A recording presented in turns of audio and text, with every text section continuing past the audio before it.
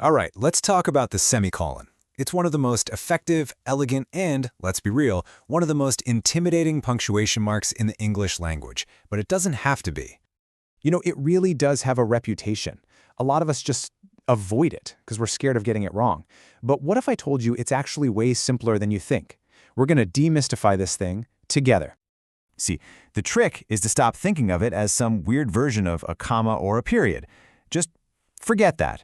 Instead, think of it like a special tool that has two distinct superpowers, two secret identities that will make your writing so much clearer and more sophisticated.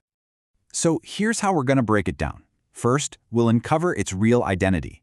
Then, we'll dive into its two main powers, what I like to call the soft period and the super comma. And we'll wrap it all up with a simple toolkit you can start using right away. Okay, so what is this thing really? Well, its secret identity is all about where it fits. It lives right in that sweet spot between other punctuation marks. Its whole job is to create a very specific kind of pause. It gives you a bigger break than a little comma, but it's not a full hard stop like a period. And this is so important. It's a signal to your reader that the two ideas you're connecting are really closely related. Okay, let's get into its first superpower, acting as a soft period. This is its main gig, and it's all about linking two complete thoughts. Two phrases that could each be their own sentence. So, an independent clause, that's just the fancy grammar term for a complete sentence. It has a subject, a verb. It makes sense on its own. The semicolon's #1 job is to hook two of these together when they're just too connected in meaning to be split up by a period. I absolutely love this idea of a hinge. Think about it. A period builds a wall between two sentences. Total separation. But a semicolon, it's a hinge. It connects the two ideas and lets them swing together, showing the reader that they're both part of one bigger, flowing thought. And you can really see the different effects here. With a period, he was right, I was wrong. It's two separate facts. With a comma and the word but, you get a specific relationship, contrast. But the semicolon, he was right, I was wrong. It just connects them. It implies a deep link without spelling it out for you, and that's what makes it so powerful. Okay, listen up, because this is the one time where using a semicolon isn't just a cool style choice, it's pretty much mandatory. When you connect two full sentences with a transition word like however or therefore or consequently, you've got to use a semicolon before it. This is where so many people trip up. And the pattern is always exactly the same. You've got your first full sentence, then a semicolon, then the adverb, then a comma, and finally your second full sentence. See, the semicolon is what's actually doing the heavy lifting of connecting the two sentences. The word however is just showing the relationship. That's the key. All right, time for its second secret identity, the super comma. And this power has nothing to do with linking sentences. This is all about bringing some serious, crystal clear organization to your more complicated lists. So here's the problem this superpower solves. You know how regular lists just use commas, right?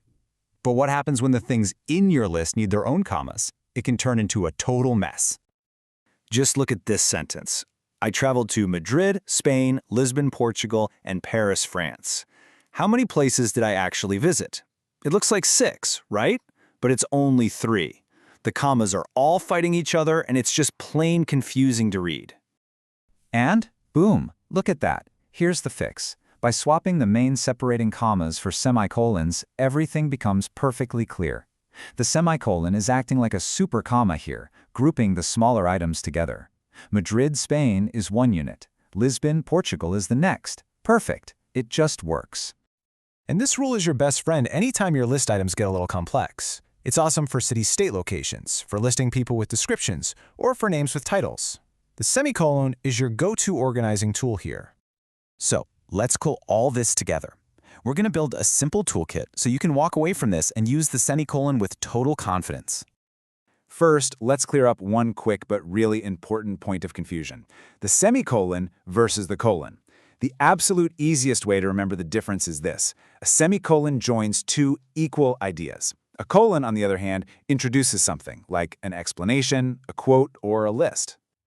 And here it is, your new go-to diagnostic. Anytime you even think about using a semicolon, just run these two super simple tests. Okay, the period test. This is for when you're linking sentences. Just ask yourself this one question. If I put a period here instead, would I have two grammatically correct sentences? If the answer is yes, and those two sentences are closely related, a semicolon is a fantastic choice. And then there's the internal comma test for your lists. This one's even easier. Just ask, do the items in my list have their own commas inside them? If the answer is yes, you just need to upgrade your regular commas to semicolons, the super comma, to keep everything neat and tidy.